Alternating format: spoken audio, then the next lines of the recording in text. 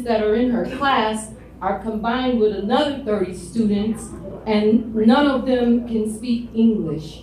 And I'm not saying that to say that about anyone. I'm just saying that our schools are suffering. We are at capacity. I really wish that this is my very first time speaking at a board member, and I just want to implore for everyone to just do the right thing, follow the rules, and follow the laws. We lay down the laws. I grew up saying the Pledge of Allegiance. I knew Officer Friendly, and we had neighbors, we had community, and we need to bring that back. And we can't do it if we're already overflowing, bringing other people here when we have yet to address our community and our taxpayers. Yeah. Thank you. Thank you, Mr. Nixon. Mr. Jan. Hi, my name's Jan Zahorsky. It's Nahorski. I'm 70 years old. I'm a Vietnam-era trained combat veteran. I got lucky. They didn't send veterans or soldiers anymore to Vietnam in the middle of my training. So I got lucky. I didn't get sent to Vietnam. I've been a resident in Joliet since '77 when I ETS from the Army. I'm a college graduate with a bachelor's arts degree, and in May I'll be married for 50 years to the same woman. We have 4 children that all vote, and we are great citizens, and they are great citizens, and we have 8 grandchildren. But here's what I want to tell you. I am the son of 2 parents that suffered terribly at the hands of the Nazis and the communists during World War II. Oh, yeah. They both made it through the war. They ended up in a bunch of displaced persons camps, and they were hoping against hope that their one cousin in Chicago would sponsor them over. Because back then, you get legally sponsored into America, you had to be sponsored by somebody. They spent over a year with my oldest sister in a displaced persons camp, and they finally got that letter that they were hoping for. The sponsor had to pay for their way over to America. When they landed in Ellis Island, the Red Cross gave them $2, and my mom thought she was rich. The sponsor paid for their train to Chicago, and she wanted to show them what a great citizen she was, is how she could handle money. And she reached in her pocket, and she realized she got pickpocketed. So they literally landed in Chicago penniless. They became great citizens. My dad and mom, the sponsor had to also make sure that they had a job, and they entered English-speaking classes. They learned how to speak English. They all worked hard. My dad, 35 years at Ryerson Steel. My mom, various jobs all along. And the proudest day of their life was when they passed their citizenship test and became an American citizen. They both told their children, us, to kneel down and kiss the ground you're on, because America is the greatest country in the world. And they were very, very appreciative of the opportunity America gave them. They were legal citizens, and they took advantage of that opportunity, and people around the community embraced them and helped them along the way because they were very good model citizens.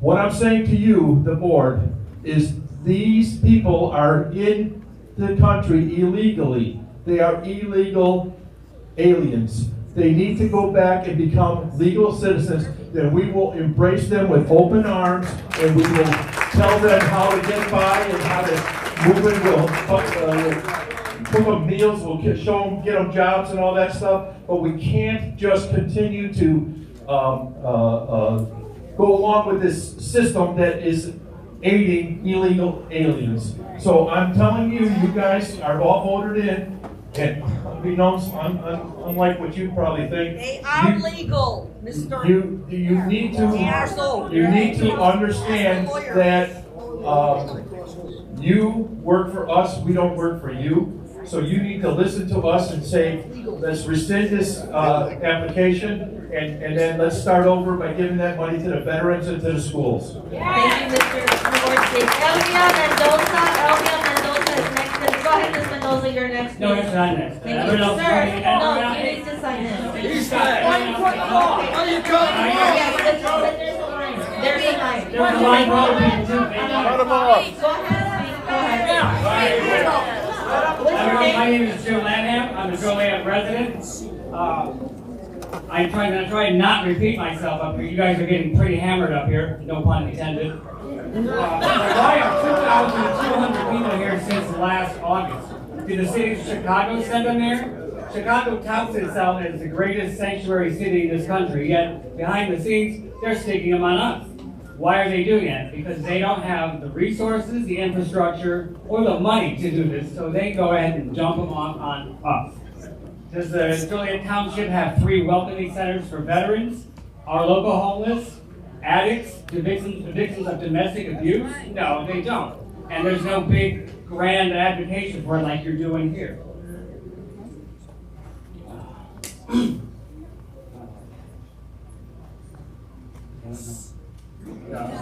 I messed up, I'm sorry.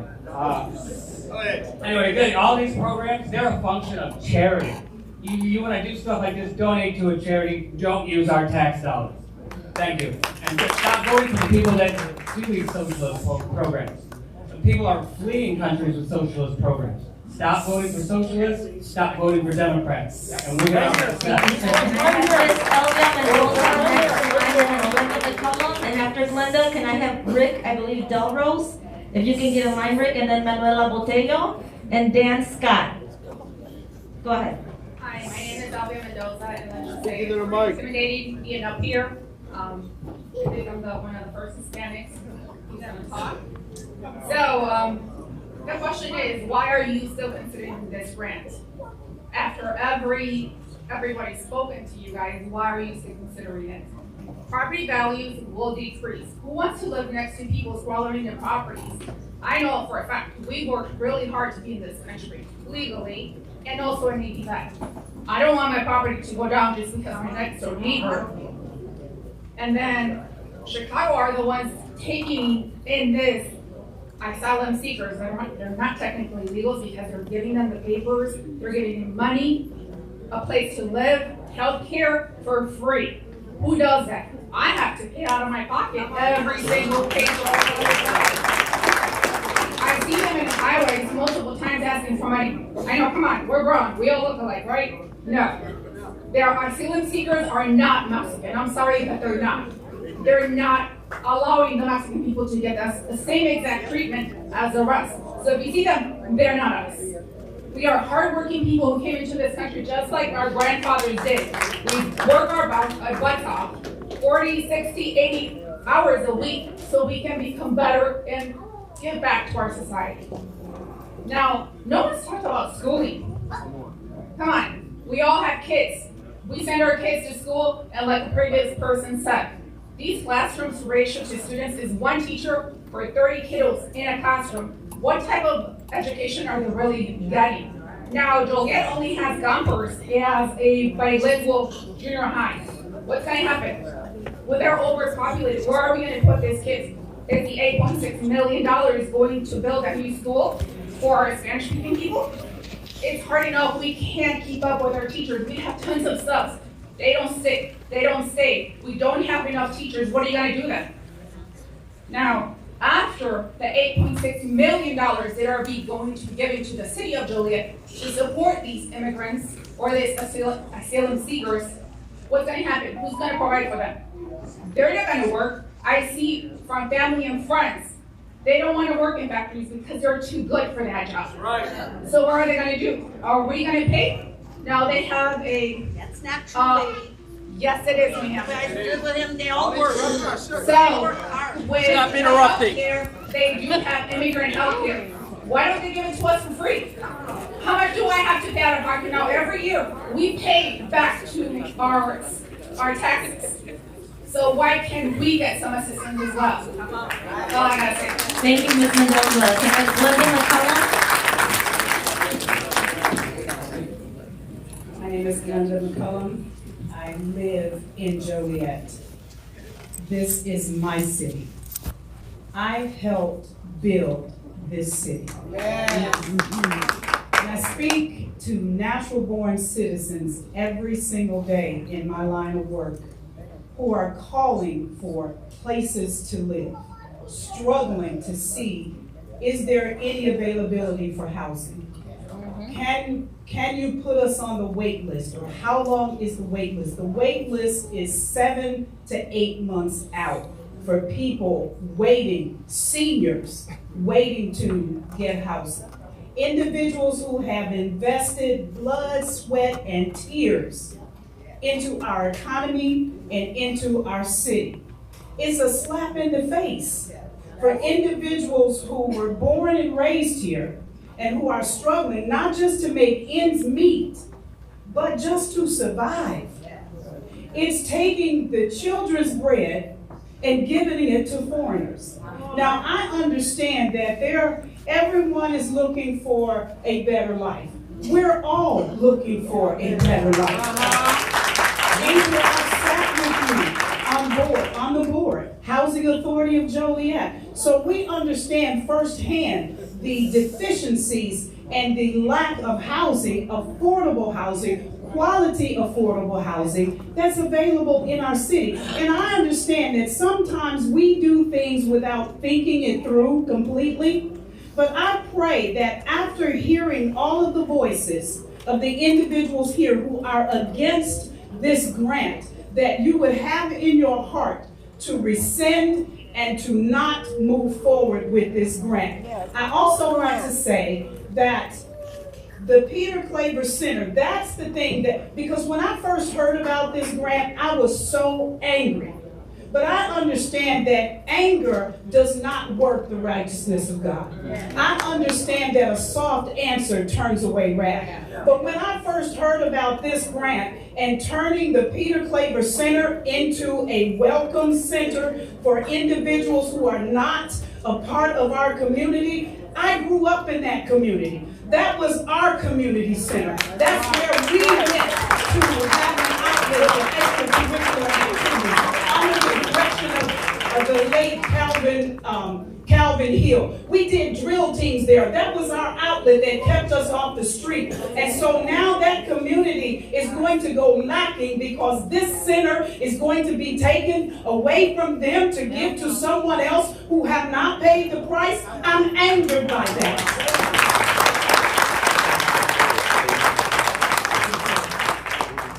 Rick, I have a question. After you've heard all of these comments, what is the date to come back together to determine what the outcome is going to be? I'd like to know that, because I don't want this to be just a meeting where we voice our opinions and we voice our disagreement, and then everything just gets washed up under the bridge and we don't hear anything more, and you have the power to just continue to do whatever it is that you're doing. You need to be accountable unto us. We need to know, and we want to know, what happens next. Where do we go from here?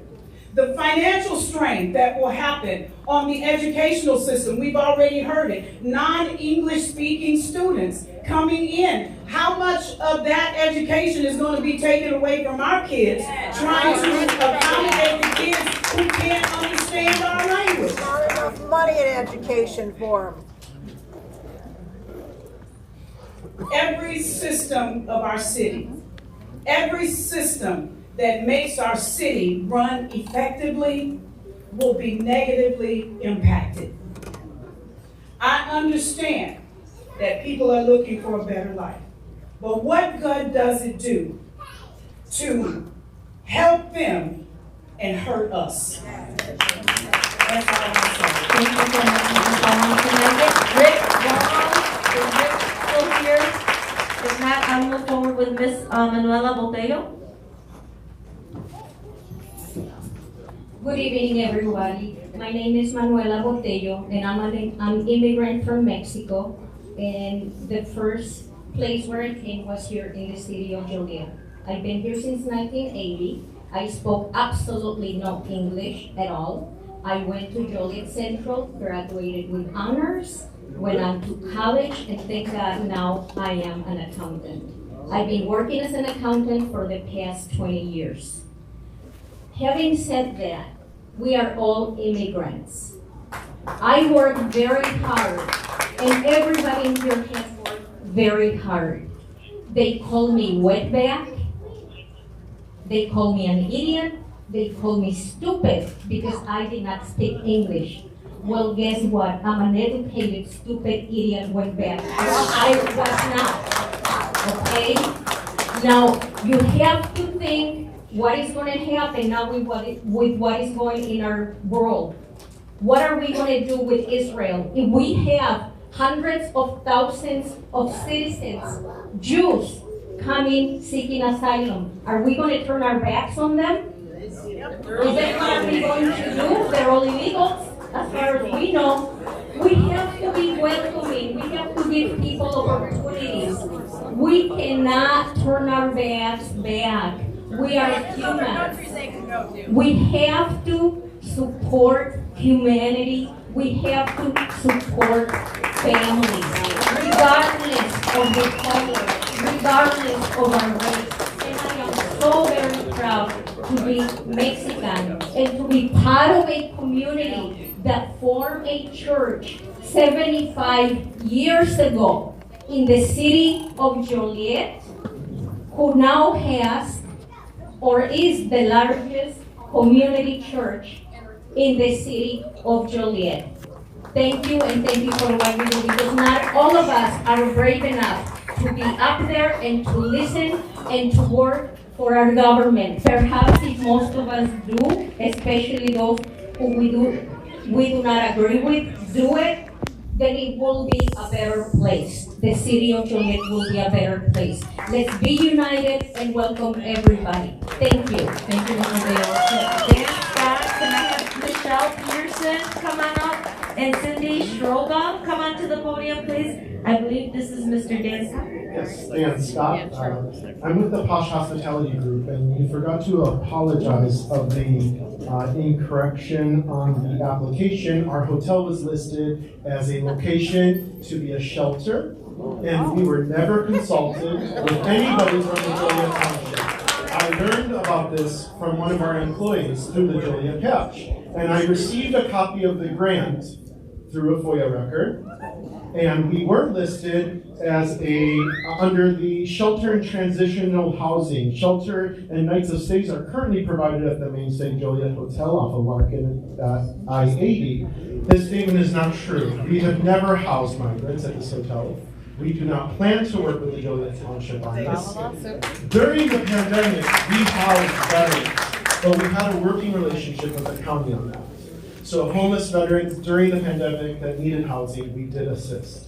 But there was communication in that. So we did retain an attorney who's been in communication with your attorney that this communication needs to be corrected. This information needs to be removed from the grant.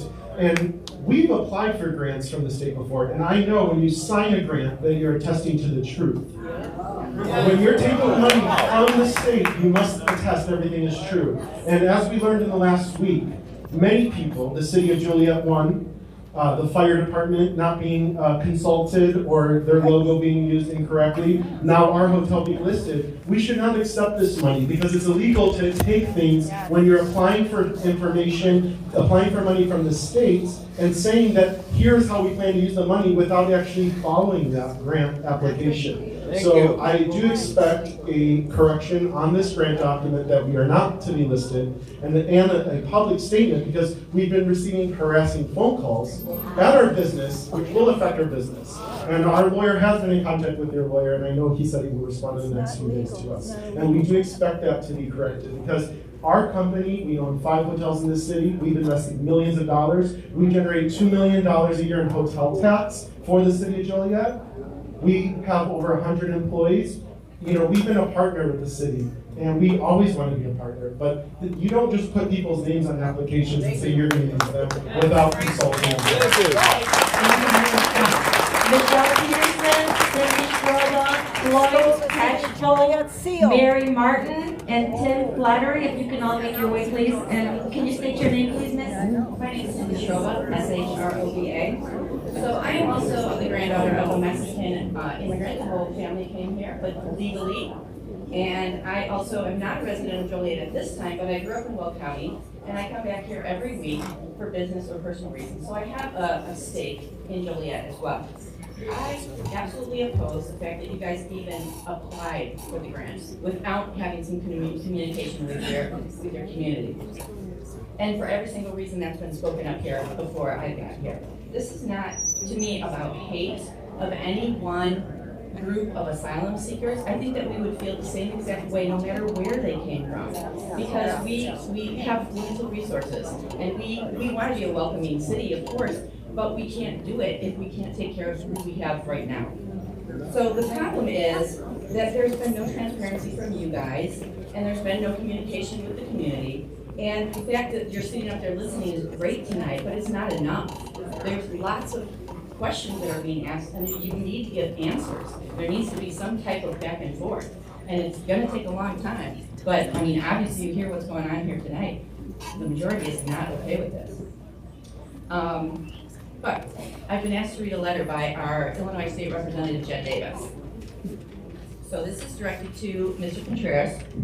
Illinois townships are charged with 3 basic functions: the assessment of real property for the basis of local taxation, the general assistance for the indigent already residing within said townships, and the maintenance of all bridges and roads outside federal, state, and other jurisdictions. Your grant application for housing asylum seekers falls well outside the above noted functions. Accordingly, this letter urges your withdrawal from any grants awarded by Governor Pritzker and/or the State of Illinois for the purpose of housing asylum seekers. Unfortunately, as we stand today, you're proposing housing asylum seekers across 5 locations throughout Joliet without any vetting of the community or their elected officials. The lack of partnership on such a significant issue is alarming. Please consider your actions before moving forward. And he did give his personal cell phone number. And this is again from Jed Davis, our Illinois State Representative, who's asked me to handle.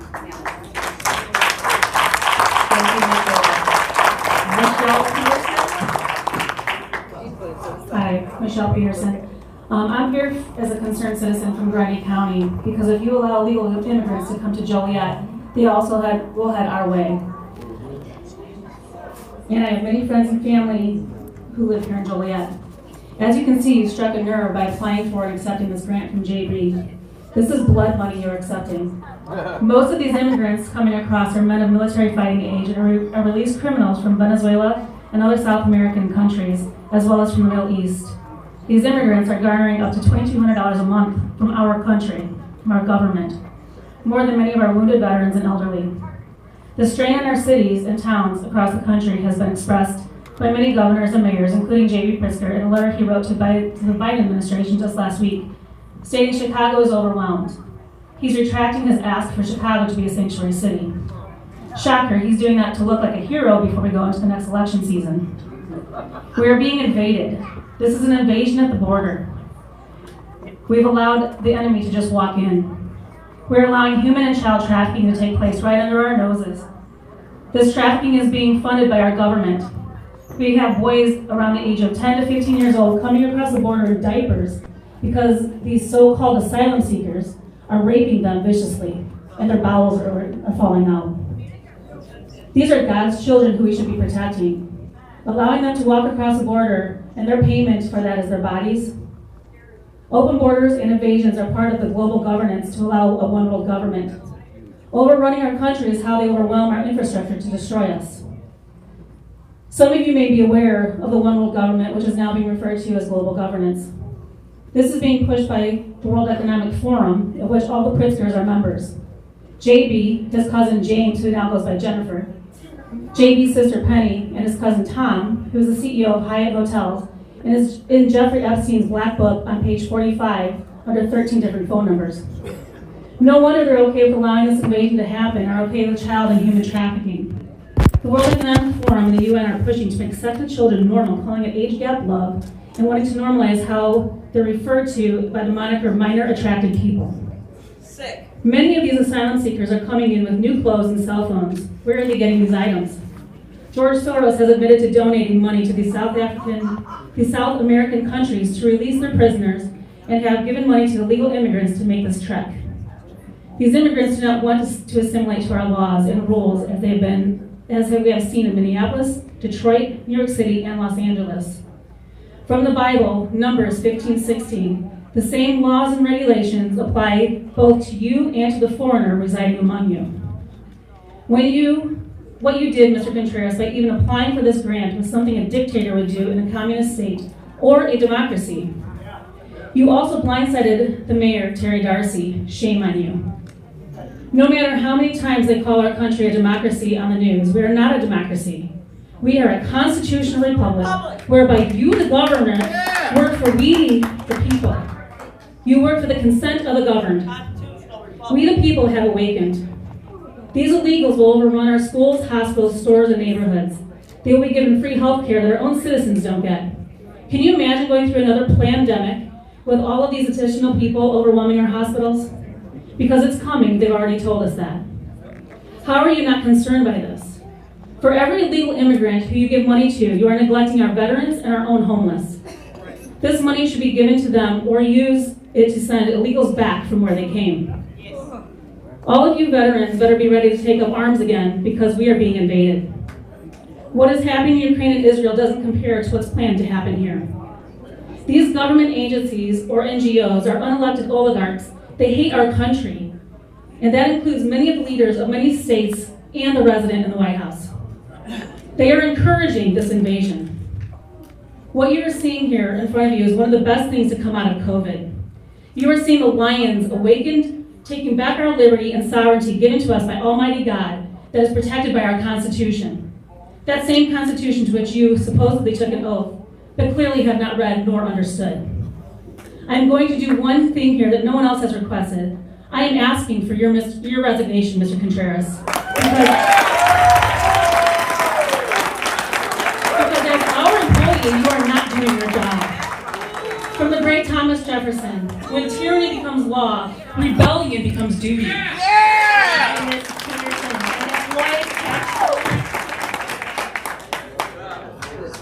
Your name? My name is Floyd Cashville. I'm a resident of Joliet Township. What a sorry mess this is. Yeah. Really wish you had done a better job with this grant. And we could have gotten some much needed assistance for the Spanish Community Center and other organizations in the township that could really use some help now because of the increased demand of immigration. The immigration problem is not a new one. Neither party has done anything about this since Ronald Reagan gave amnesty to the immigrants that were here back in the 80s. And both parties at the national level are at fault in that.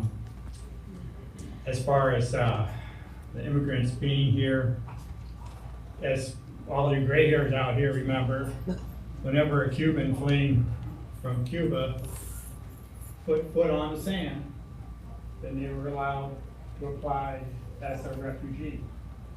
And that is the case today. When a person crosses the border in Mexico, which is apparently a misdemeanor to do so without permission, not going through the proper process, then they become processed and their refugee status is determined. The process is ridiculously slow.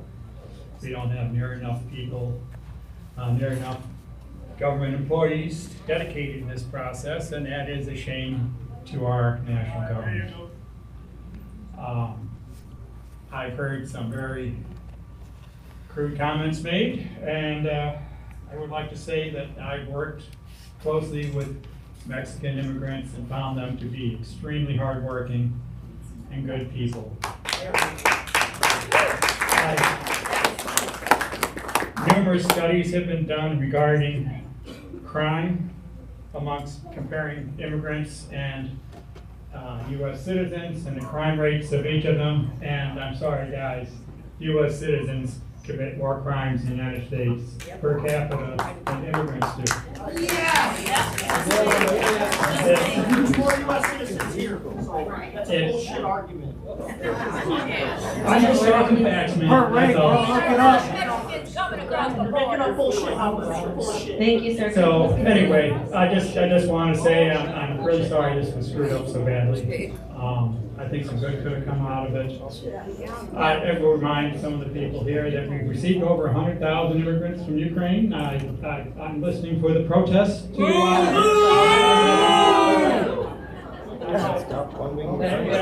So, yeah, it is racist. Ukraine stuff up. This is It not is nothing to do racist. with Ukraine. You can try to deny it. You want to look at the people coming across that border? Hey, let the Yeah. walk. How many of them are staying at your house? All right, thank you very Thank much. you so much, Mr. Campbell. Appreciate your comments. Ms. Mary Martin, and then Tim Flattery and Kenneth Coleman. If you can all make your way to the podium, please. You state your name, ma'am. Mary Martin. Hi, I would like to strongly endorse and applaud what the board has done. I very much hope you will accept the grant. I just would like to say we're civil unrest, tornadoes, floods, hurricanes, earthquakes. Do not wait for whether or not we feel ready for those things to happen and to accept and help the people displaced by them. They're here even if we turn our heads away. Here, Joliet is roughly an hour from Chicago. People, believe it or not, regardless of this grant, refugees are already coming to Joliet. They will come whether or not we get this grant.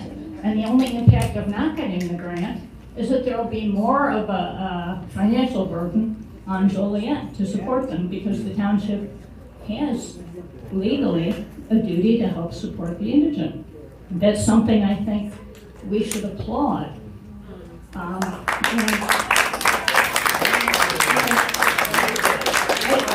think just instead of dismissing the idea out of hand without specifics, taking it in and thinking it's too scary or too unknown, we might instead look at what we need to do, which is to help these people and figure out how we can do it. Joliet's the third largest city in Illinois, and we can do more and we should do more. Thank you. Thank you, Ms. Martin. Kenneth Coleman, Felix Ortiz, David Carlson. You can start making your way to the podium, please.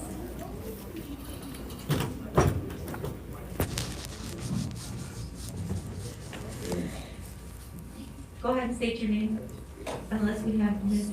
No, you go ahead, Mr. Ortiz, go ahead.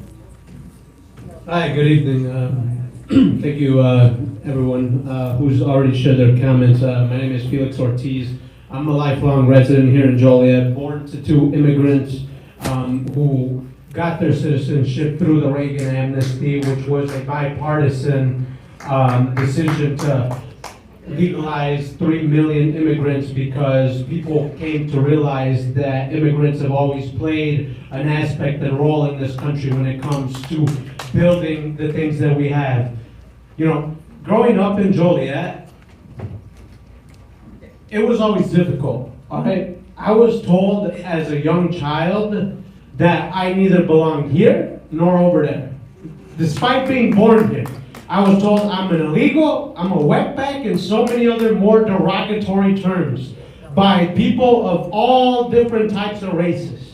And so I've made it an effort to want to live in a country that values immigrants, that puts our needs as human beings here because we came here to fight to have equal treatment like all the other immigrants that came here before us. There is nobody in this country besides Native Americans who can say that they came to this country and weren't immigrants at one point. So when I hear people say that we don't belong here, you guys are all hypocrites and have all benefited from a system that has allowed you to be able to live here. But you know, I'm not here to demonize people, okay? I get it. People don't understand what it means to come from a country where you are a victim of rape, of violence, of cartel violence, of government persecution, and the kind of effort they have to make to get to this country. Do you know how difficult the immigration process is to get here? Do you know how hard it is? It takes years for people. There are people who die waiting to try to get here and seek legal asylum. Yeah, and for all the people in this room, did you know that it's actually illegal to come to the border to request asylum? That is actually a legal process. In case you didn't know that.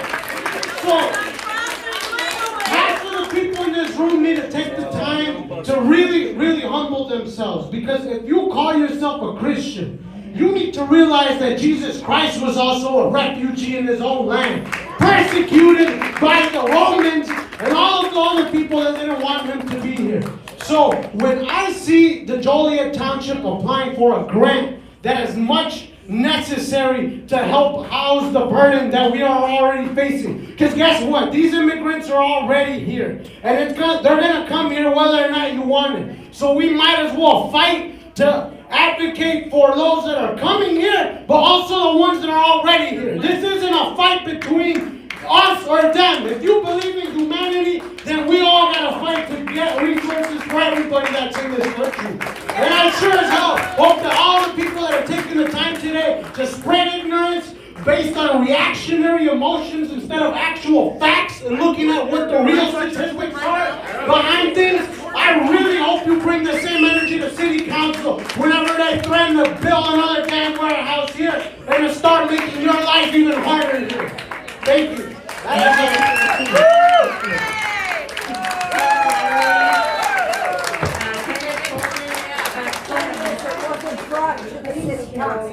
That's the point. I don't want to speak out of turn, but I do have to get home to my children. If I could speak to this gentleman who was very passionate. I just want to tell you, so many people have sparked me tonight. I'm watching everybody's body language up here.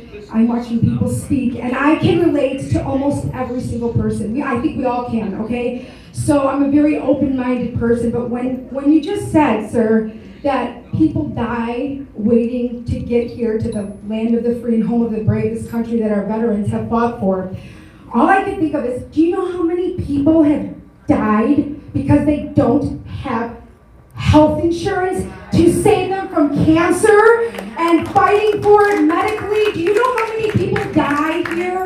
Okay, that happens all the time, okay? And when you talk about immigration, I will tell you this right now. I am Greek American. My husband's an Italian American. Our parents all came here, grandparents came here from respective countries, okay? My mother came, they were here on the ferry. She was 10. Her parents, her mother left them. She had 6 children. She left them, okay, to come here to start to make some money so they can start slowly bringing back their family, okay? And she was 10 years old. She did not speak English, and she was made fun of all the time. She was made fun of all the time. She started first grade at 10 years old, and she graduated at the top of her class. We have a lot of stories like that, okay? One of the most profound things I heard tonight was, we are asylum seekers. It hit me.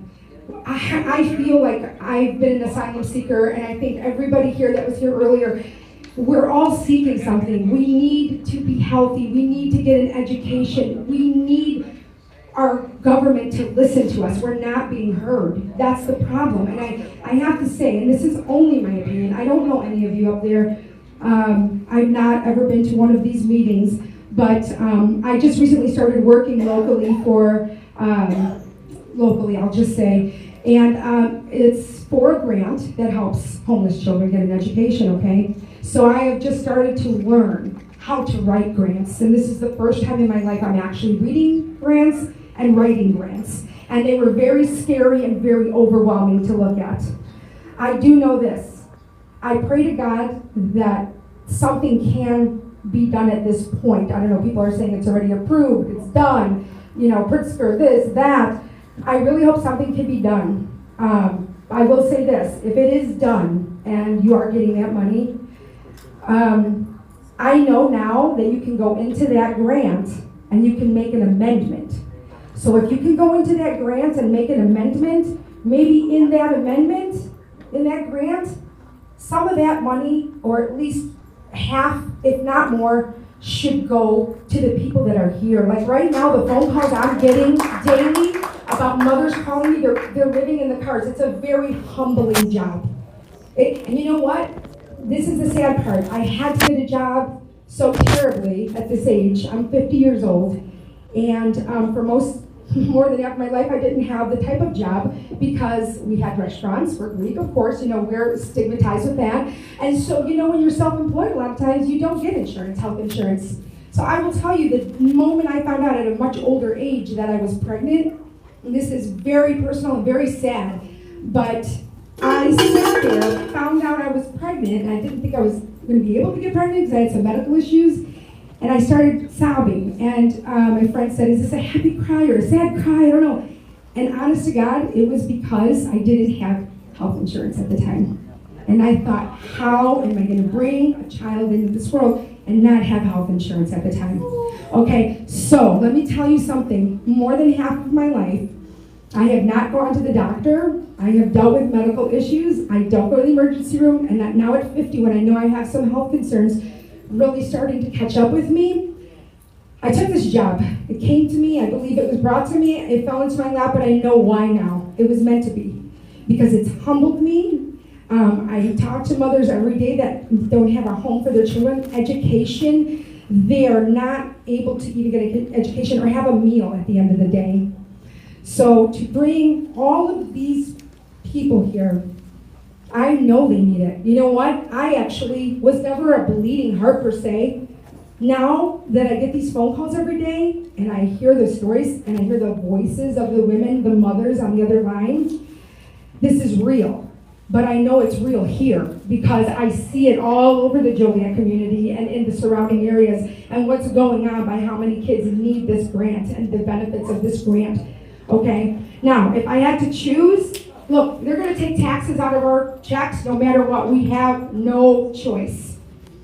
I feel if I do have a choice, I would want it to go to children. I know a lot of these children are victims. It's not like I try to tell the people that are trying to not let these kids into their school districts. Let's think about the betterment of the child, not the parent that might be lying, because 5% of them are lying, but the betterment of the child. I know these kids are victims, but you know what? I think first and foremost, you have to take care of the people here. You have to, because health insurance, this is very sad.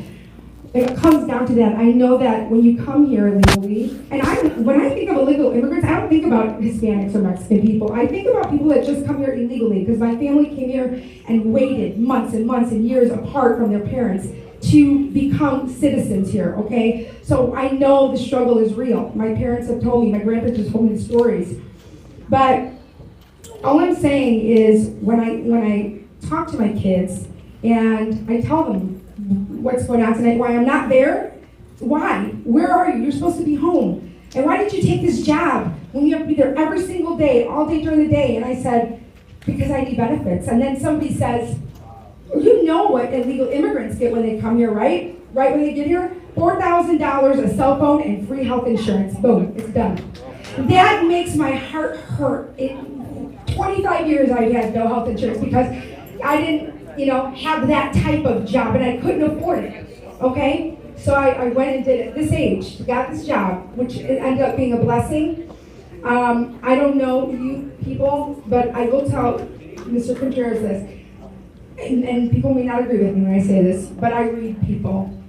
You're the only one up here, and no offense to anybody else, that has had one facial expression of sadness or empathy at all tonight. I will tell you that. I see it on your face. I don't know you. I don't know. Maybe it is what it is. However, maybe you were used as a pawn. I hope no one promised you. I hope nobody promised you something bigger and greater for this, because that is something you're going to have to answer to God to. And that's all I really have to say. I please, very much implore you to please retract this. And then if for some reason it can't be retracted, please use that money, make an amendment in that grant to help the people in your community, because you know what, guys? You got to get out and vote.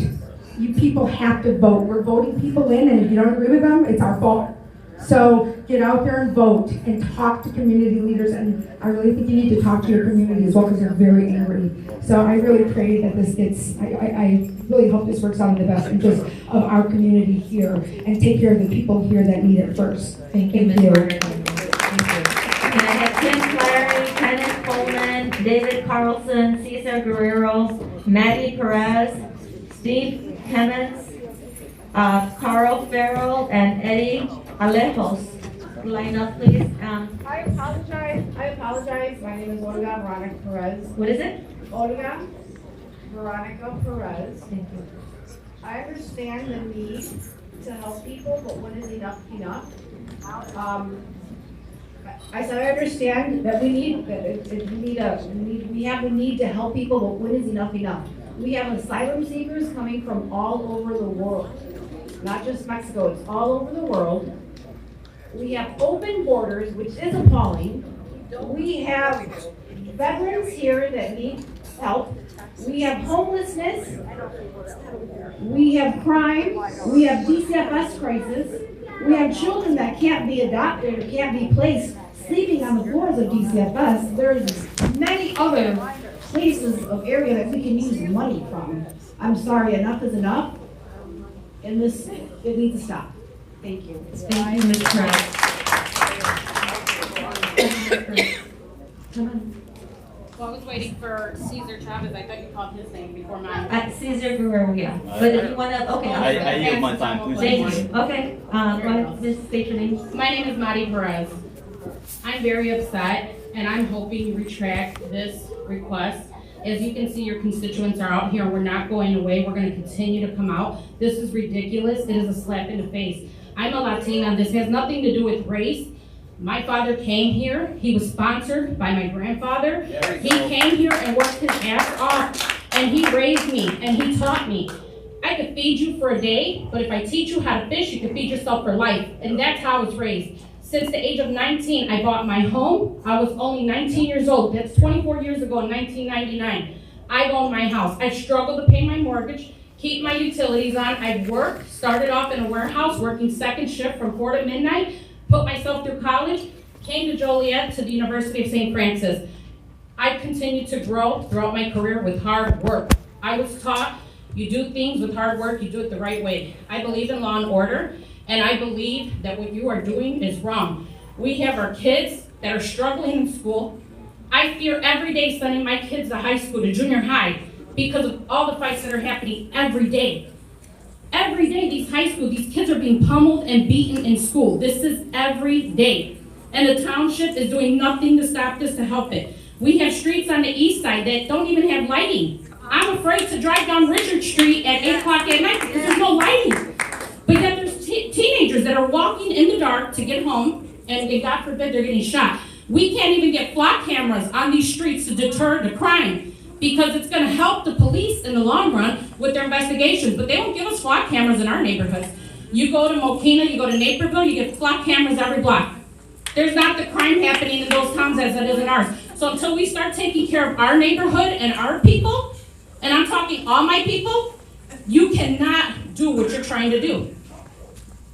We should not have our seniors robbing Paul to pay Peter. They have to choose between paying their mortgage or buying their much needed medication.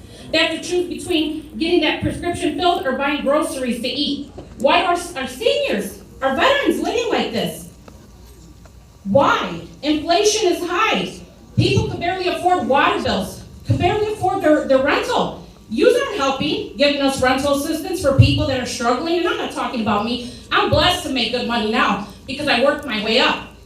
But there's a lot of families that don't have that income and they need that support, and you are taking from them. You're expecting to already take from the struggling to give to people, to give to someone else. I believe in the Lord, and I am a Christian, and I am a Republican, I'm a conservative. But I will tell you that it is embarrassing what you all think that you can do. And you may get away with it, but promise you, people are going to come out and you won't be voted in. I know a lot of you personally. I've helped a lot of you, but that's fine. And I won't say a lot of you, I should say Alicia, but that's another story. I'm just telling you, we are all in this together. Do the right thing, retract this. Yeah. Thank you. Thank you, Ms. Carroll. Can I have the following people approach and get in line, please?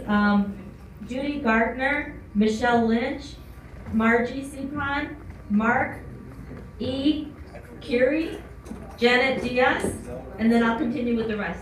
Thank you. State your name, please. Hello, Margie Supron. I'm a City of Joliet resident. I need to start off by telling a little bit of a story. My parents are immigrants. I am first generation. I didn't know English before I went to school, and I was made fun of as well. So it's not unique to the Hispanic experience. It's unique. It happens with all immigrants. Okay? It made me stronger. It built character, And they came from a country in which there was a communist leader.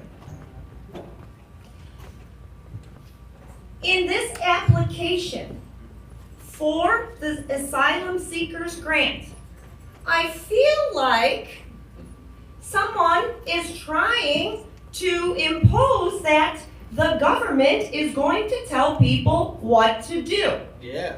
Mr. Contreras, there was no public meeting.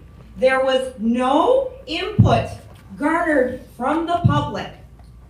No information was provided to the public about this grant. So that is my issue about this grant. It is not a race issue for me. It is a government issue. You work for us. Yes. So you breached the trust of the Joliet Township residents, and therefore I ask also for your resignation. Thank you.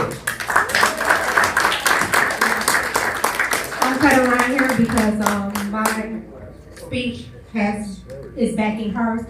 My name is Megan Cooper, and I would just like to read something that was posted on Facebook. True public leaders address serious issues. We don't cower from them. Leaders do the right thing even when it's not the popular thing to do. Thank goodness that we have a leader with compassion, commitment, and encourage for our township. The greedy, ignorant, racist faces have shown their evil and ugly ways again. And these people are very religious church folks. Seriously, this was put on Facebook by somebody that is not part of this board, but somebody who was voted in by us that evidently forgot what their job description was. And that is to take notes, not to make decisions. So I have actually been to township meetings in Angel. At one of the township meetings, now I don't know if you guys know this, taxpayers' hard-working money, and everybody is sitting up here talking about the struggles that we are going through, that the vets are going through, that the everyday person is going through. Township serves not only unincorporated Joliet, but it serves the city of Joliet as well. And all of your tax-paying dollars that are going to the township, some of those are given away in grants. And how are these grants determined? By Mr. Contreras. He's the one who brings them forward. He's the one who dictates how much they are. And I'm sorry to say this board is a joke because you don't have a voice. They spend taxpayers' money like they're writing from their own personal bank accounts. And that has to stop. And it must stop now. Things are being done out of order when it comes to the township. Like I said, I've been to multiple meetings. And in one of those meetings, it was said by you, Mr. Contreras, was that you and Alicia went and met with an entity when a question was asked about the validity of the money that you were giving away. And you said, well, I met with them, so why should you have a problem with it? Well, I'm here to let you know we all have a problem with it because that is taxpayers' money, not yours. Yep.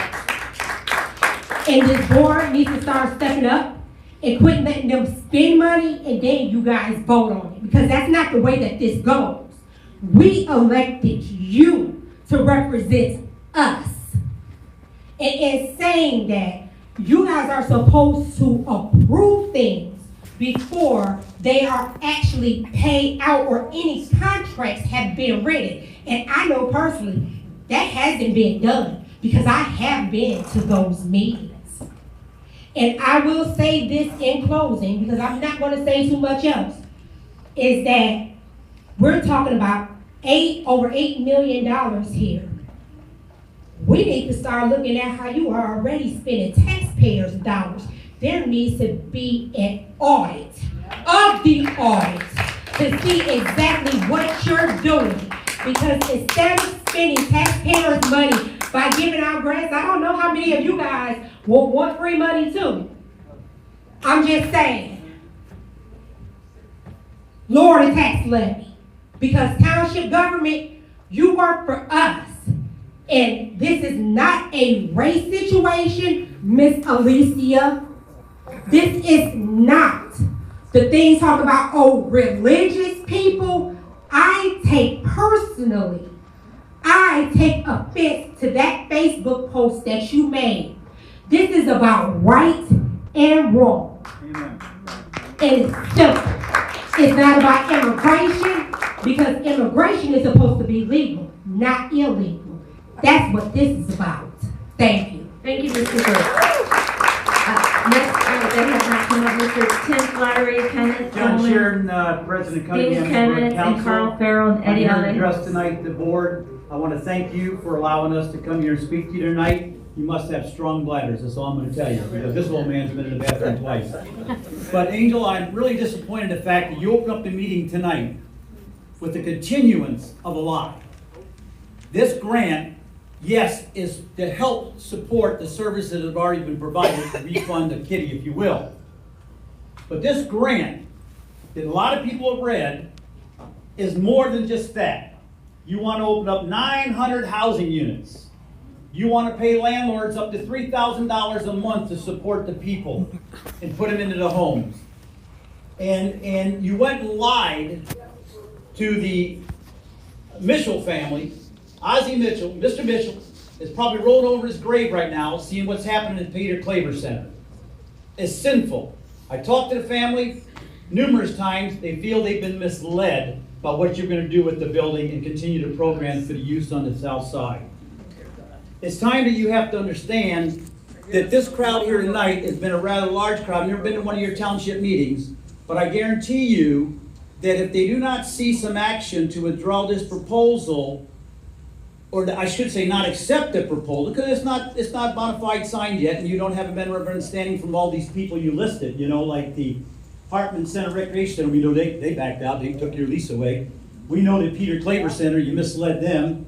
And then you talk about Will Grundy Medical Clinic, you got them on there. Without all the mistake too, with the seal of the fire department, with the seal of Joliet on there, were all those mistakes too going on to the application that you submitted? I doubt it very much. You didn't do your homework. You were a one-man army going out and do this on your own, and it backfired. It backfired big time. And if this isn't corrected, and you withdraw the application, you'll see this continuation of a large meeting you'll be renting Bicentennial Park in November, December, and January. And to this young man over here, our ancestors came into the front door. Not the back door, not the windows, the front door. That's how America works, sir. I was made fun of too when I was young, because I was poor, the way we dressed at school and everything. It made strong character. So I'm ashamed that they called you names at school. We all got made fun of school. A lot of people did in school. Toughen up, soldier. Toughen up. Angel, you need to get this job done. Withdraw that proposal. Yes. Pull the grant. I'm sorry. Yeah, I'm back up here. So Megan Cooper once again. Actually, we forgot something here, and we need to talk about transparency, because that is a platform that you guys ran on. However, Troy Township, DuPage Township, the City of Joliet, all of them provide an agenda packet. And I personally have come to the township requesting that you guys do the same. So, and I was told by your attorney too, me and you had a conversation, right? That legally, you don't have to give us the agenda packet, but you can spend our money and do whatever the heck you want any type of way without us even knowing. So we're talking about transparency here. There is no transparency. That's the reason why that this grant was written and none of y'all knew about it. And that is also the reason why a trustee is being appointed tonight. Did anybody know that? And does anybody know who it is? I'm just saying, we want agenda packets, we want transparency, because you work for us. Mark Jury, Janet Diaz, Herbert Favors, Rigoberto Calderon, Maria de la Luz Alcantar, Jeremy Hines, Shirley, B-A-S-O-H, Shirley. And if anybody else wants to get on the podium, you're more than welcome to. And I believe Mary Beth Gannon also. Mary Beth Gannon. Perfect thing. Joliet resident. My family's been here 8 generations since the potato famine. Came here legally. I won't go into all that. But what I wanted to say is if this township board had any intention of withdrawing that grant, it would have already happened. Nobody would want to sit up here and listen to all of us. They're not going to withdraw it, guys. So what are we going to do? What is everyone in this room going to do after tonight? You tell your stories here, and we're all mad, and none of us want it. What are we going to do? I want to know who knew what about this grant and when. And if you're all mad about this grant, then you better be at City Council next week. You better be supporting the people who stood up for us. Supporting Jan Quillman, Larry Hug, Joe Clement. Get to those meetings. Thank you. Thank you so much. Anybody else? Now we're going to go ahead and start with our meeting. I want to say the first illegal immigrants came in Come to the- 1492. Thank you. Okay, Supervisor? All right, I am going to say Your something. name, I'm please? Alex Richardson. Thank you, Alex. Thank you. I live here in Joliet, and I am a Native American. So everybody in here is not European, okay? I'm from the Howard tribe out of North Carolina. You can check it if you want to, Google it. And I've been made fun of too. I've been called wetback. I'm not even Mexican. Get over it. And before anything else, I'm part of the LGBT community. I'm not religious. I'm none of those things. You know, but the very first thing I am is American. You guys forgot that because you don't take care of the Americans here. And you don't take care of Joliet residents either. I'm a taxpayer too. I've been living in Joliet for 23 years. You talk about being shot at. I lived in the south side of Chicago for 15 years of my life. Archer and Western. I grew up in McKinley Park, okay? I went through all kinds of trouble. And you know what? I don't go out there and make excuses. I go out there and make a life. Thank you, sir. I think that that's it. Supervisor?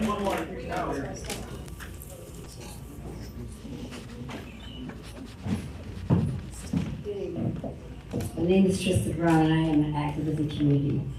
I just said the only reason why I seem to get a lot of feedback of negativity just for standing up, and I'm really kind of upset about that because if this is a place where we also were supposed to be able to speak our mind, that's the only problem I'm having right now. You know, again, I think a lot of times the problem here is that the only thing that the community is asked is say, just let us know. I believe that when whoever made that decision, they were looking out for the betterment of the people, for their people, whatever, and that's fine. But at the end of the day, what we're saying is, just consult us, just ask us, don't leave us out. And I'm getting a lot of heat, I'm getting a lot of rude things happening to me while I'm sitting here in this audience. And the reason why I speak out, because again, we have people even here in Evergreen that don't have anywhere to live. And we have people over at 311 Iowa Street that people don't realize that my sister is one of those people. And I speak out because I've been a Native, I've been in Joliet for 63 years, I've been an activist. And when I talk about the one thing that only outraged me was Peter Clever Center, and I tell you why. I was in those meetings with you guys. I came to the Collins Street meeting, and I asked about Peter Clever Center. If anybody remembers, we and other people went to Peter Clever Center to help Ms. Mitchell to clean that place out. We was talking about people to help us to save Peter Clever Center, way before you guys even started it. So yeah, I take offense to the fact that even in my neighborhood to say that we don't care about this. I could even spell asylum seekers until you put it in the paper, okay? And the reason why I'm saying that because I'm looking at everyone as a whole. But I'll be down if you're gonna continue to get mad at me because I stand here, because everybody stand here to speak up. We have the right to speak up and to speak out, just like you do. Now, I have one problem. I thank you again, you give a lot of grants to other organizations. So I have nothing, I'm not mad at what you guys do. But the same reason that you opened up that door to tell everybody of the grants, you should have just did the same respect for each one of us. And I think that's what we're saying here. But respect each other. You keep talking about respect and citizenship, but I'm talking about what's actually going on, and I am involved. I hate it when someone told me that I'm not involved and I don't know, but I do know. Trust me, because I've been at your meetings. I am involved. I was one of those persons in 1996 when I had cancer and I couldn't work, so I am honored the Township for doing things for people. I know that's what you do. But do not sit here and act like we are nobody. Don't sit up and hear that our voice don't count. Because the reason, one thing about my organization, I speak for myself, not for speak up. We speak out and speak out because we have the right to do so. So please don't downplay us, okay? That's all we're asking. And those who got hatred for me for other reasons, then you're doing the same thing that you said we're doing to you. Thank you so much, Ms. Chestnut. Thank you. Okay, I think we are ready. We can't have more people come up. We need to move forward with our meeting. Ms. Press, is there something pressing you need to say? There is. Okay. Actually, starting off your meeting, you had said about the asylum, and I wanted to just say, if you haven't been to Chicago, please go down Chicago, visit past all the police departments. It's sad, and not just because of what's being put on the police department and the resources that are being exhausted, but it's sad to see the children that are sitting outside on the floors, the people that are begging for money and change, jeopardizing their safety in the streets, you know, because they're not from here. They don't have employment. They're only allowed to sleep in these facilities, and then they have to go out during the day. So I ask you, where are they going to the bathrooms? Look at all the McDonald's, all the little restaurants out there in the city, how they're being overwhelmed. They're locking their bathroom doors now because they don't want to let people in. So again, they didn't bring all these people here to help them, give them a better quality of life, Angel. They brought these people here, and the ones that are making money are all these agencies, these third-party vendors that are supposed to assist them with resources. They're the ones making the money. It's not getting to the little guys.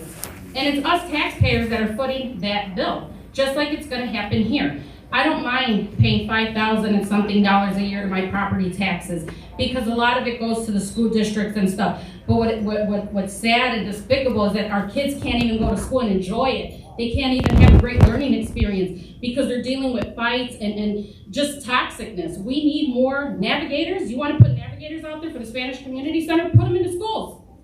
Teach our kids tools. Teach them coping mechanisms. Teach them ways to better understand each other. We need to build our future, our children. We need to build them up. We need to take care of our communities before bringing more children into this community where it's already suffering. It's suffering.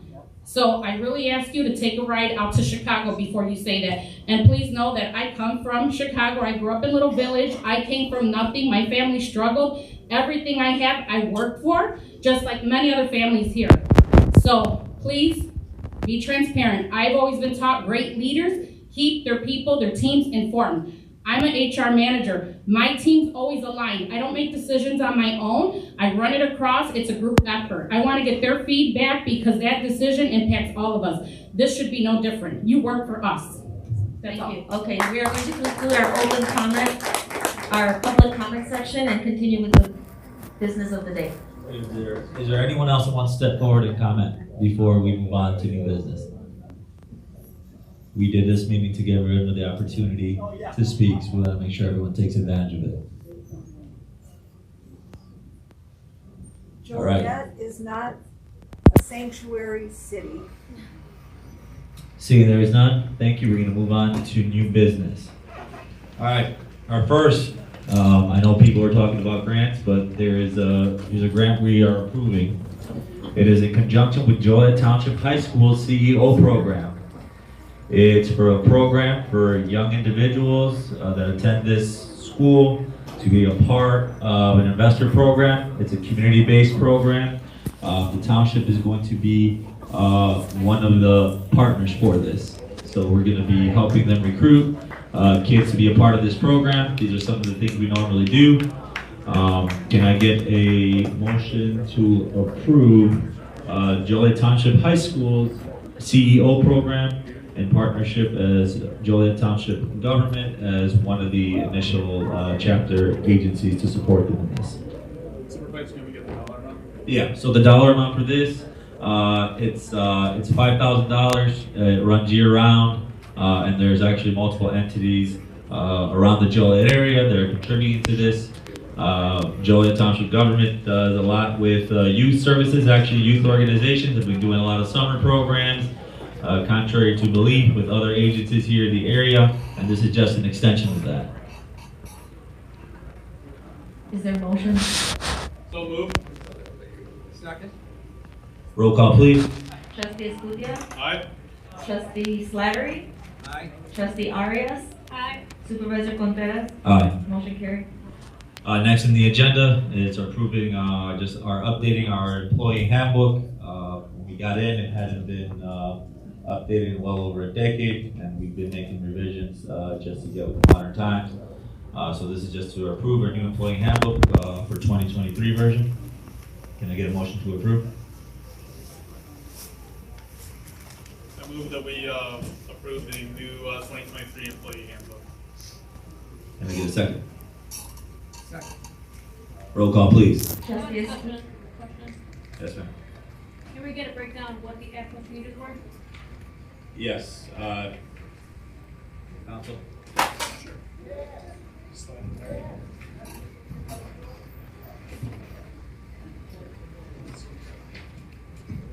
So largely these changes were all made through, I don't want to put words into, the mouths of anyone else, but like a third party HR agency. I did review them. It did not amend them extensively, so I can't give you a full breakdown. If there was a track change version of it, I could walk you through them, but offhand, I wouldn't be able to give you a full breakdown because I wasn't involved in that amendment phase. Thank you.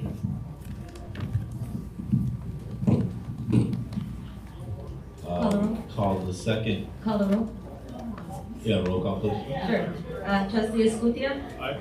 Trustee Slattery? Oh, you guys already voted yes, aye. Okay, Trustee Arias? No. And Supervisor Contreras? Aye. Motion carries. All right, next, Joliet Fire Department is hosting a massive Joliet Active Shooter and Mental Wellness Conference. They've been working on this for a while. It'll actually be hosted at the Rialto. It not only deals with first responders, active shooters, but Joliet Township government actually also participated in the expansion of the Community Cares program and the free mental health program that the city does with their organization. All Joliet Township unincorporated residents are also a part of that as well, ThriveWorks.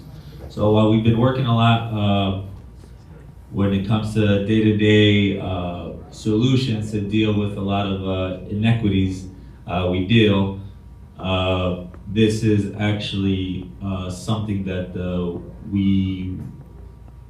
they approached us again just to expand our partnership on mental health awareness contributions for municipalities.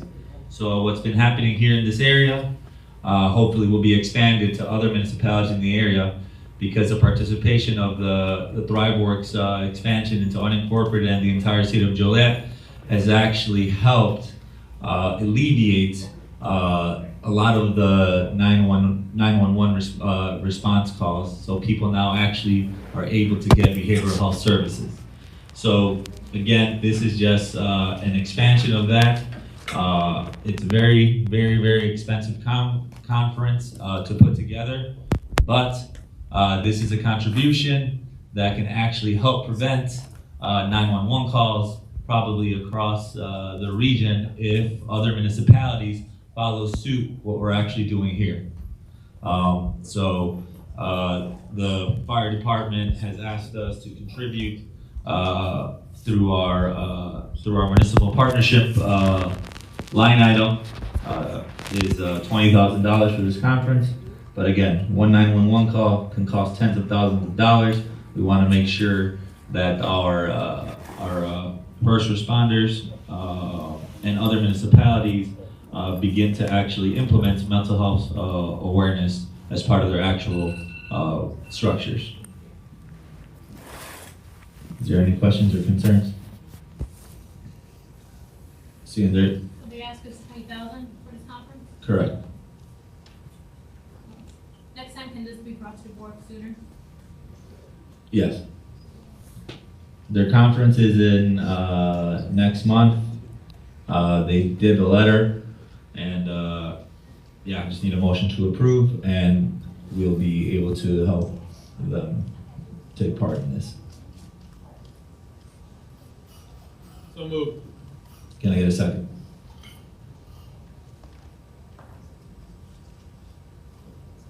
Can I get a second? No?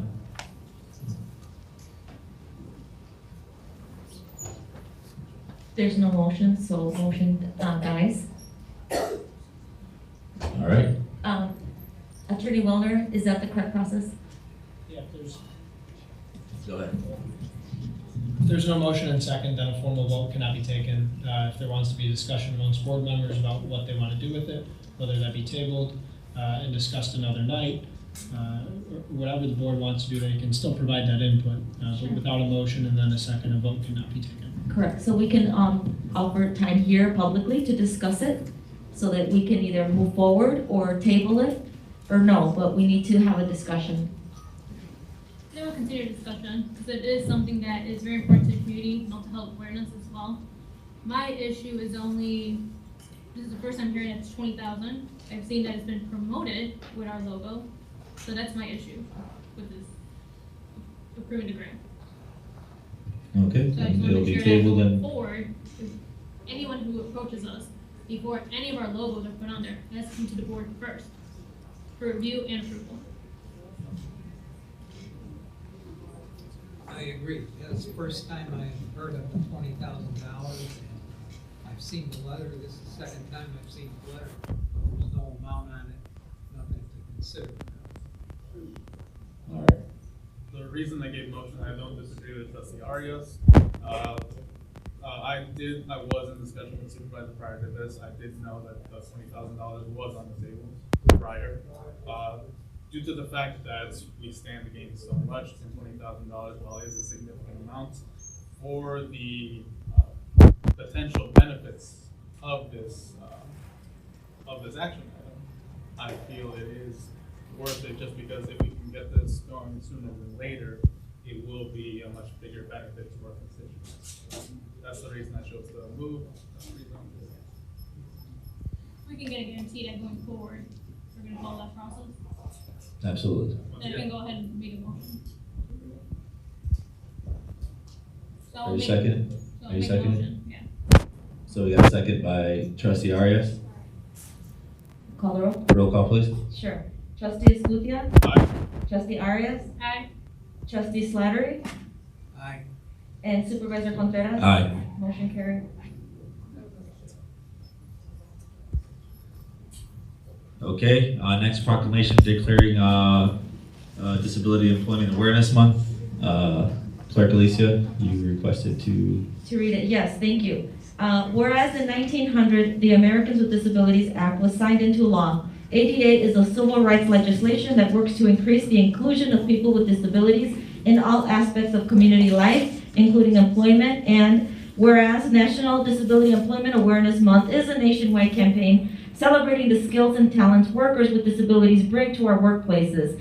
And whereas the month of October is designated to reflect the important role diversity plays in the workplace, and whereas Joliet Township government advocates respect and inclusion for every individual by demonstrating courtesy and civility in every endeavor, and whereas Joliet Township government pledges to promote and recognize the diverse strengths of its residents and employees, and to value and celebrate the unique attributes, characteristics, and perspectives of every individual. Now therefore be it resolved that the trustees of Joliet government hereby proclaims the month of October as Disability Employment Awareness Month in Joliet Township government, adopted this 10th day of October 2023. All right, can I get a motion to approve? So moved. Second? Roll call, please. Trustee Arias? Aye. Trustee Escutia? Aye. Trustee Slattery? Aye. Supervisor Contreras? Aye. Motion carried. Okay, next, our senior liaison was supposed to be here earlier, but he wasn't able to stay as long. Next is we also do a bunch of, the township also supports a lot of senior agencies here in the area, senior clubs. So seniors actually have some activities to do.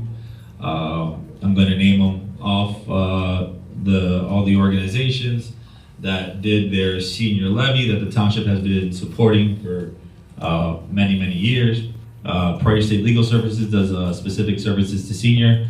We have a Catholic Charities Diocese, the Cathedral Area St. Bernardino Senior Club, Senior Citizens Association, Senior Services of Will County, the senior, we have a National Hook of Black Women, Spanish Community Center Club Social, Senior SOAR, St. Joseph Seniors, Ministry of St. Baptist Senior Group, the Paulites, the Club 51 and Mosque Club Social, the Retired Teachers Association, and those are all the organizations that we currently support. So for this, they all turn their applications in on time, so I'm going to read the amounts. Do you want me to do individually or read them all?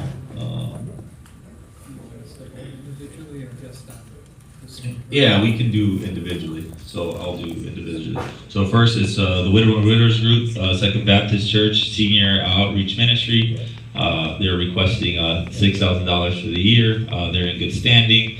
They've been turning on all the receipts the whole year for all their activities they do for their seniors. Can I get a motion to approve? I'll make a motion to approve the grant to the Widow and Widowers Ministry at the District. Yep.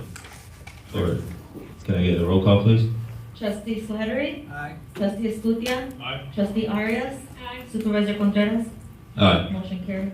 Next is the Paulites Senior Group for $3,500. Can I get a, they're also in good standing, been turning in all the receipts. That was the same. Yeah, correct. I'll make a motion to approve the Fall Light, a grant of $3,500. All right, can I get a second? Second. Roll call, please. Trustee Slattery? Aye. Trustee Arias? Aye. Trustee Escutia? Aye. Supervisor Contreras? Aye. Motion carried. Next is the St. Joe Senior Group. They last year was $3,500. This year they're requesting $4,000. Our senior liaison made that recommendation. Can I get a motion to approve? St. Joe Seniors, I make a motion that we approve the grant to the St. Joe Seniors for $4,000. Correct. Second. Roll call, please. Trustee Slattery? Aye. Trustee Escutia? Aye. Trustee Arias? Aye. Supervisor Contreras? Aye. Motion carried. Next is the National Hook of Black Women. This year, our senior liaison proposed a budget of $3,000 for their yearly activities. Can I get a motion to approve? I'll make a motion that we approve the senior grant to the National Hook of Black Women for $3,000. Correct. And what was it last year, Supervisor? Last year, it was $3,000 as well. Second. Roll call, please. Trustee Slattery? Aye. Trustee Escutia? Aye. Trustee Arias? Aye. Supervisor Contreras? Aye. Motion carries. Okay. Next, we have the Joliet Area Retired Teachers Association. They're in good standing. They've been turning in all the receipts of their yearly activities for $2,500. It's been consistent for the last 2 years. Make a motion that we approve the grant to the Retired Teachers Association for $2,500. Okay. Gonna get a second? Second. Roll call, please. Trustee Slattery? Aye. Trustee Escutia? Aye. Trustee Arias? Aye. Supervisor Contreras? Aye. Motion carried. Okay. Next, we got the Club Social at St. Baptist Parish for $3,500. So it's consistent as last year. They're in good standing. They've been turning in all the receipts. Can I get a motion to approve? Yes. Club Social at St. John's Baptist Parish for $3,500. Make a motion that we approve the grant, we keep it short, Club 51, for $3,500. $3,500. Can I get a second? Second. Roll call, please. Trustee Slattery? Aye. Trustee Escutia? Aye. Trustee Arias? Aye. Supervisor Contreras? Aye. Motion carried. Next is Club Social Latino at Spanish Community Center for $3,500 as well. That's the same as their 2020 last year's budget. So our senior liaison recommended that they stay at the same level this year. $3,500, yep, Club Social Latino. Is that the Spanish Community Center? Correct. Okay. I make the motion that we approve that grant for, is it $3,500? Correct. For the Spanish Community Center or whatever. Yep, $3,500, can I get a second? Second? Roll call, please. Trustee Slattery? Aye. Trustee Escutia? Aye. Trustee Arias? Aye. Supervisor Contreras? Aye. Motion carried. Next are our bigger agencies, so those, everything that was approved before was our senior clubs. Now there's actually agencies that actually provide services for our seniors, so these amounts are a little larger because they actually provide services, they're not just social clubs. So we have the Foster Grandparent Program with the Diocese of Joliet. They've been consistent at $15,000. They do help a lot of our older seniors. Actually, a lot of them attend our social clubs, and our senior liaison is the one that provides a lot of information, and they are also very grateful for the Foster Grandparent Program, because a lot of them are actually full-time caregivers for their grandchildren. So this is one of those with $15,000. Can I get a motion to approve? Make a motion that we approve the $15,000 grant to Catholic Charities Grandparents Program. All right. Can I get a second? Second? Roll call, please. Trustee Slattery? Aye. Trustee Escutia? Aye. Trustee Arias? Aye. Supervisor Contreras? Aye. Motion carried. Next is our Joliet Senior Companion Program. We've been Joliet Township has been a long-time sponsor for that. In partnership with the Diocese of Catholic Charities as well, for the Senior Companion Program is much needed.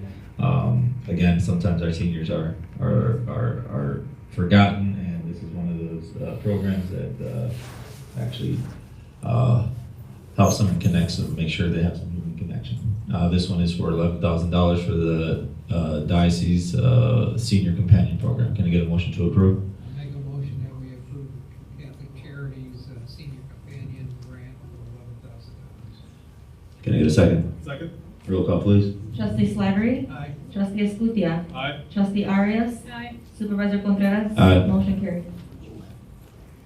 All right. And then our last one is Prairie Street Legal Services. They actually help seniors with a lot of the things they do. They've been helping them with actually a lot of when seniors get a lot of fraud cases actually against them. They do help with that, and a lot of other services at no cost. Especially for seniors that are on a fixed budget. It's actually, when we go some of these social senior clubs, a lot of the seniors tell us that they're on a lot of fixed budgets, and when our senior liaison presents some of the services we provide, a lot of them say that they're grateful to be able to use the service and learn about it through us, through Prairie State Legal Services. So this year's for their legal services for this year, they're requesting $25,000. It's $4,000 more than last year, which was $21,000. Can I get a motion to approve? Make a motion that we approve the grant to Prairie State Legal Association for $25,000. All right, can I get a second? Second? Roll call, please. Trustee Slattery? Aye. Trustee Escutia? Aye. Trustee Arias? Aye. Supervisor Contreras? Aye. Motion carried. All right, and that's it for our grant. Last but not least, on new business, it's the appointment of our new trustee. Would you like to step forward, Mr. Edwards? Your Honorable Judge Cornelius.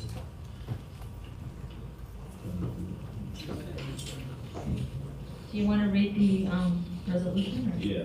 first, and then I can swear him in?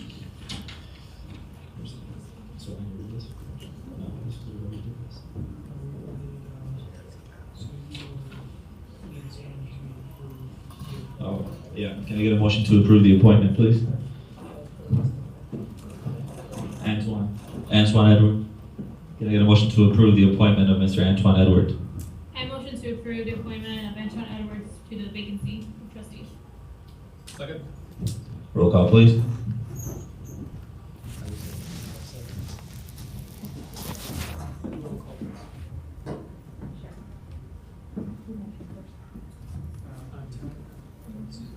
Trustee Arias? Aye. Trustee Escutia? First of all, Mr. Edwards, I want to say that we initially had planned to have you sworn in before this. However, due to concerns I heard in the community that there were people who were unaware that the application for trustee was even happening, I was the person who recommended the supervisor to land.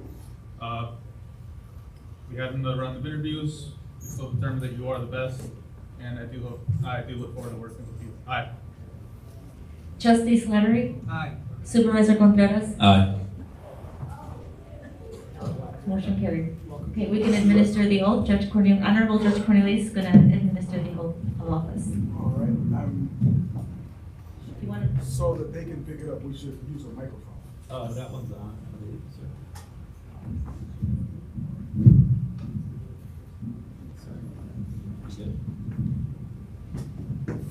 You'll raise your right hand and repeat after me.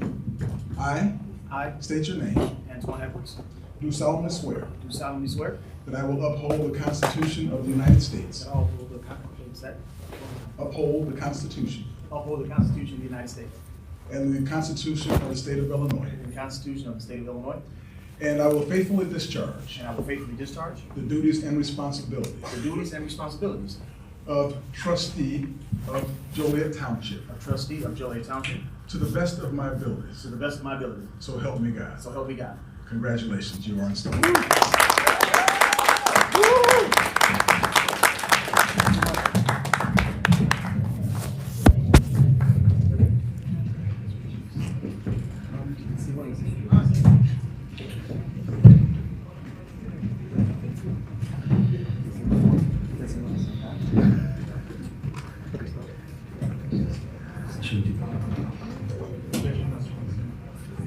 Next, we'll do some reports.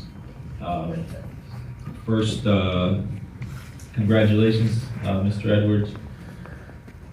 Next, we're heard from some department reports. Patricia, our General Assistance Director, will you please come up? You can come up to the podium. It's easier for you.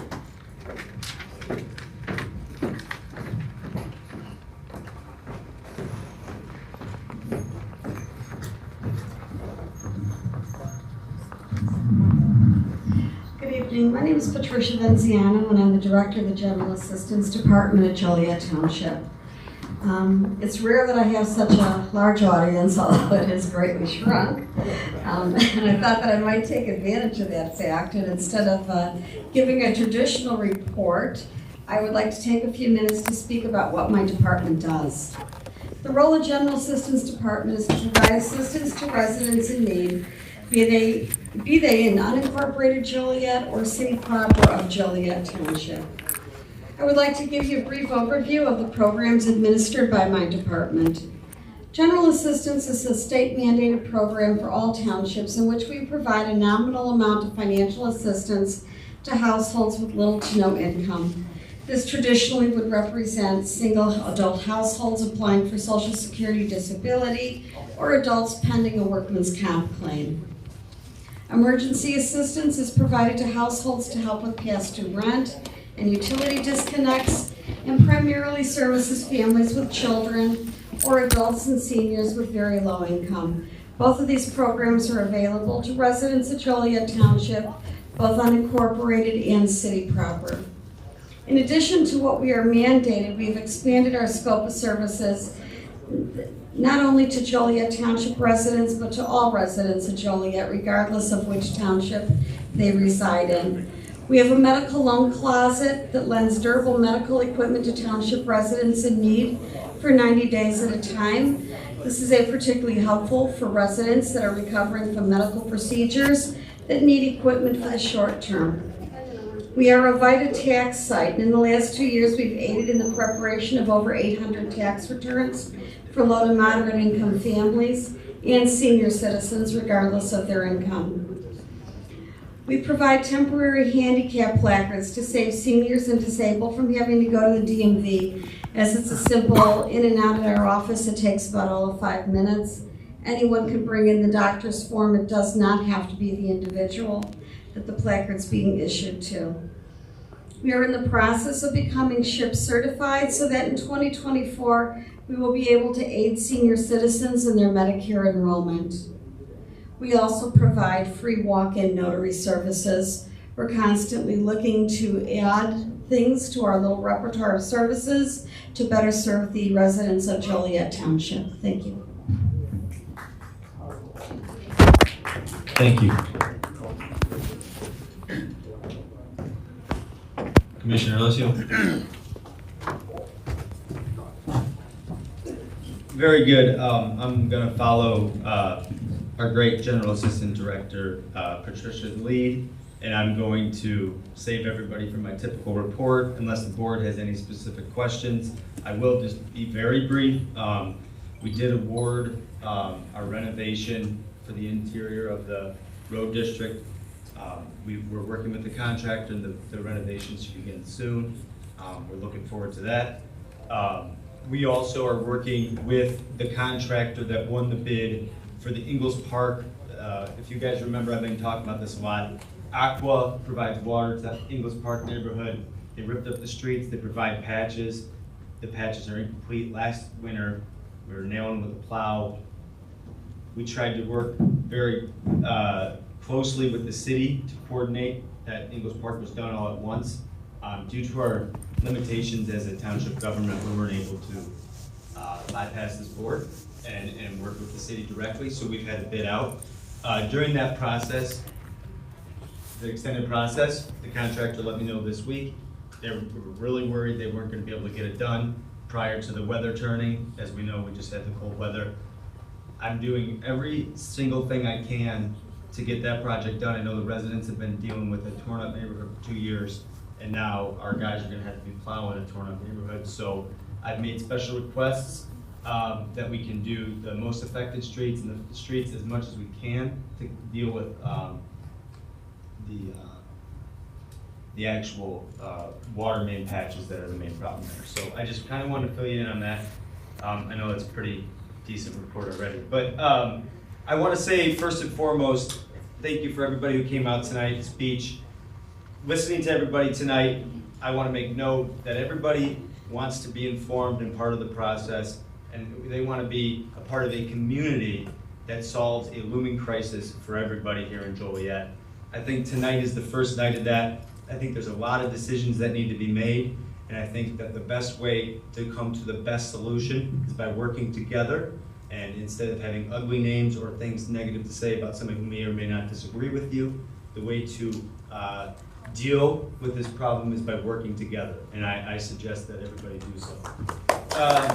Secondarily, I want to thank our township staff and the road district staff. Issues like this is part of the sacrifices people make to be in public service. People who ran for office open themselves up for criticism, and it's a part of the job. And frankly, it's not something I'm overly sensitive to. I think elected officials should be able to handle it. But what I am sensitive to is the people who go to work every single day to serve the residents, and the toll something issue like this could take on them. And I really want to thank all of them. So that's going to conclude my comments. Thank you.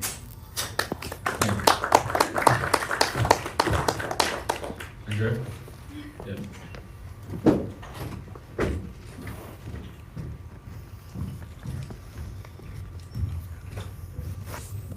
Hello everybody, Andrea Cambrai, Director of Violence Prevention. Unlike my colleagues, I'm not going to be short. You guys are going to hear all of it.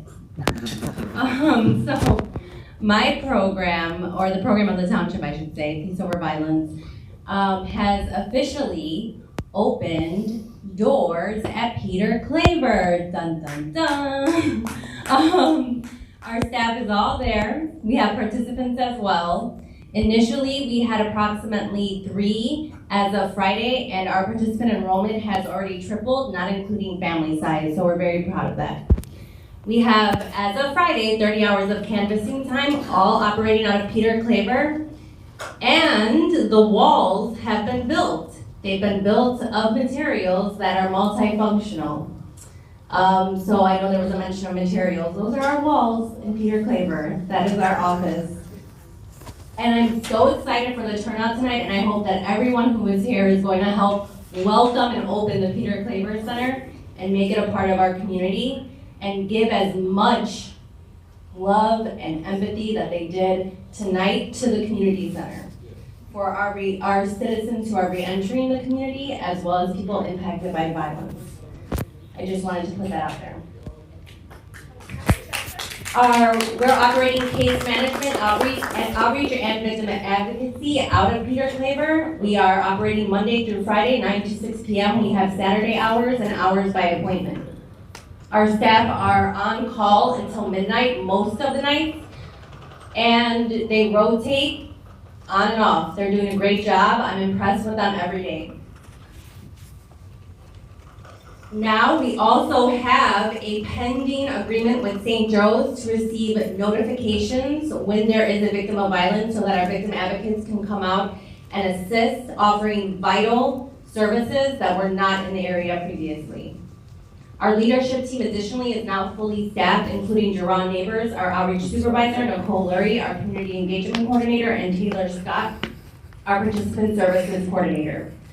With the onboarding of Nicole, we have been able to centralize our outreach efforts with General Assistance Department, and Nicole, along with Alejandra Zamundio, have spearheaded creating systems to better reach and navigate our community's needs.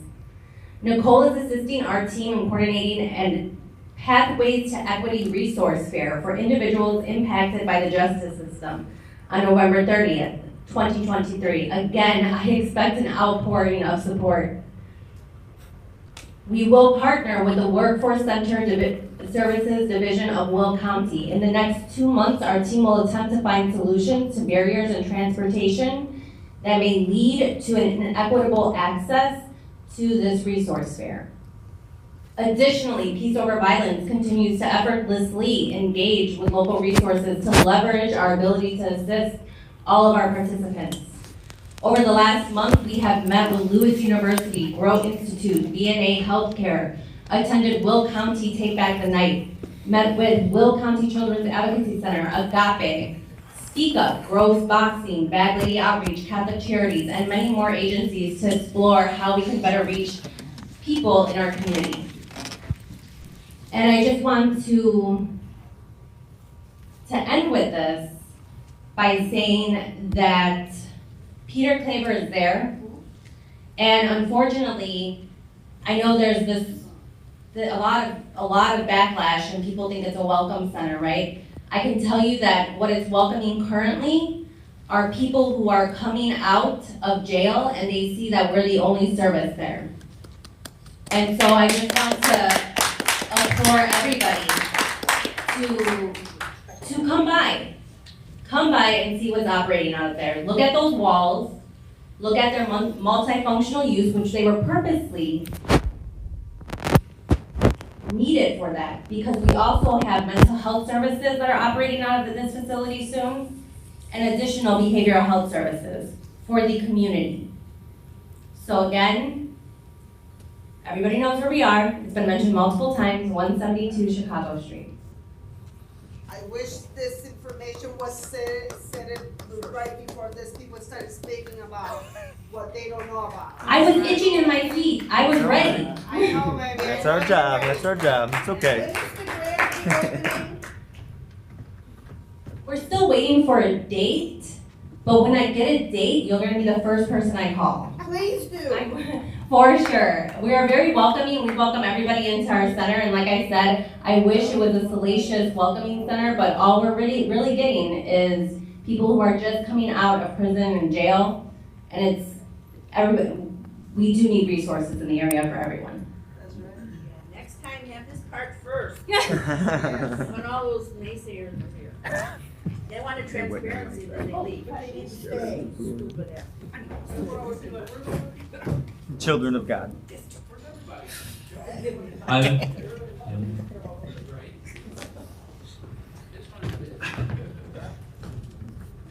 Hello everybody, my name is Ivan Diaz, I'm the finance director. I'll keep it short. Two main things, our audit for 2023 just finished up, it is public. It will be on our website, and we do have a hard copy if anybody wants to come and inspect it. Have any questions, I'm there 8:30 to 4.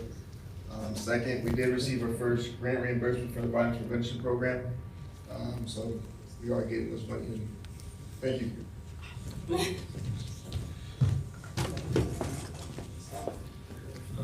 Clerk Morales?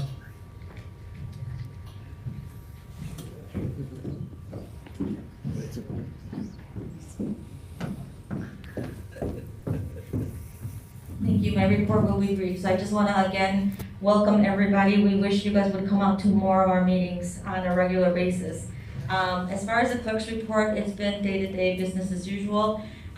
We did hire a deputy clerk, Stephanie Bonilla, and we also hired a deputy assessor.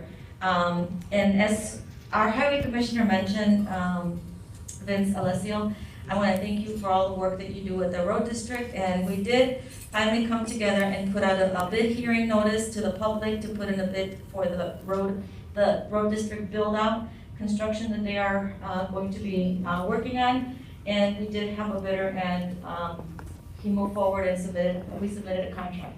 That concludes my report. Are there any questions? Thank you.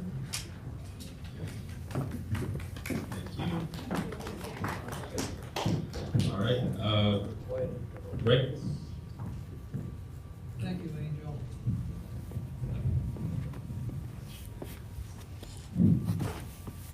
This is getting near the end, so I'll try to make it as fast as possible. I'd like to make a motion for the period ending September 30, 2023, and to place the cash receipts that we received into their proper accounts. Is there a second on that motion? Second? Roll call, please. Trustee Slattery? Aye. Trustee Escutia? Aye. Trustee Arias? Aye. Trustee Antoine Edwards? Aye. Supervisor Contreras? Motion carried. Moving on to the expenditures, I'd like to make a motion about the expenditures in the general town fund, which are $373,782.92. Want to make a motion to certify those expenditures as being correct and to pay these expenditures. Need a second? Second. Roll call, please. Trustee Slattery? Aye. Trustee Arias? Aye. Trustee Escutia? Aye. Trustee Edwards? Aye. Supervisor Contreras? Aye. Motion carried. Moving on to the Joliet Township General Assistance Funds, we had expenditures of $32,560.03 for the month of September. And I'd like to make a motion that we certify these expenditures as being correct and approve them for payment. Second? Roll call, please. Trustee Slattery? Aye. Trustee Escutia? Aye. Trustee Arias? Aye. Trustee Edwards? Aye. Supervisor Contreras? Aye. Motion carried. Moving on to the Joliet Township Road and Bridge Fund, I'd like to make a motion that we approve and certify as correct the expenditures of that fund at $379,478.50. Second? Roll call, please. Trustee Slattery? Aye. Trustee Escutia? Aye. Trustee Arias? Aye. Trustee Edwards? Aye. Supervisor Contreras? Aye. Motion carried. Moving on to our Township Animal Control Fund. They had expenditures of $92,433.23 for the month of September. I'd like to make a motion that we certify these expenditures as being correct and approve them for payment. Second? Roll call, please. Trustee Slattery? Aye. Trustee Escutia? Aye. Trustee Arias? Aye. Trustee Edwards? Aye. Supervisor Contreras? Aye. Motion carried. Moving on to the Joliet Township General Town Capital Fund. We had expenditures of $29,331 for the month of September. I'd like to make a motion certifying these expenditures as being correct and to approve them for payment. Second? Roll call, please. Trustee Slattery? Aye. Trustee Escutia? Aye. Trustee Arias? Aye. Trustee Edwards? Aye. Supervisor Contreras? Aye. Motion carried. Also, there were no expenditures in the Joliet Senior Fund. All right, thank you. Well, Well, again, thank you everyone for coming tonight. We were glad to have this meeting to let everyone voice their opinions on the obvious grant. That is why we chose a bigger venue. And yeah, again, thank you for everyone's participation. We did want to give everyone the opportunity to speak out and speak up, and we'll be taking everything into consideration. And without further ado, can I get a motion to adjourn? So move. Can I get a second? Second. Roll call, please. Sure. Trustee Slattery. Aye. Trustee Edwards. Aye. Trustee Escutia. I'll be brief because, I do want to adjourn. I am quite tired. So I am in agreement with Commissioner Alessio. Our staff does do a lot of work and they do get a lot of the flag for it. If I'm being honest, my news from people has been quite dry for those who are still here and those who are watching this later. My phone number is 815-295-9581. Please call me. I do not work in the office. I cannot give you every answer, but I can give you, I'm sure, quite a few and take some of them in office. Aye. Trustee Arias. Aye. Supervisor Contreras. Aye. Motion carried. Meeting adjourned at 9:06 p.m. Thank you, everyone.